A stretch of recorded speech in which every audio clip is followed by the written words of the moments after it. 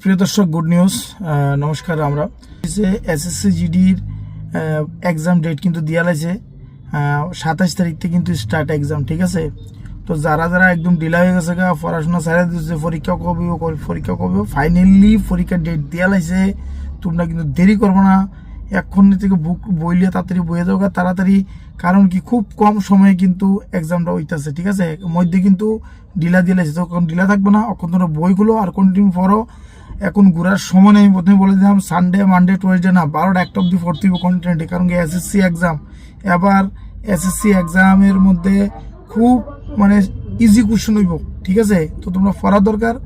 আর দ্বিতীয় কথা হচ্ছে ফিজিক্যাল আর মেডিকেল কিন্তু এবার এক লোক হইব, কারণ কি এক্সাম হওয়ার পরে ন্যূনতম 15 থেকে 20 দিন পরে কিন্তু রেজাল্ট দেওয়া লাগবে।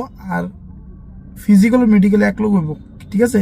কিন্তু অক্টোবর মাসে কিন্তু তোমাদের এই যে এসএসসি জিডি এর ফর্ম ফিল কিন্তু শুরু, এর আগে কিন্তু তোমরা ন্যূনতম আগস্টের মধ্যে কিন্তু জয়েনিং হয়ে যাবে। তো এর লেগেছি এখন থেকে তোমরা কন্টিনিউটি শুরুবাত করে দাও পড়া। Thank you. নিউজটা ভালো লাগলে অবশ্যই সাবস্ক্রাইব শেয়ার করবেন। জয় হিন্দ।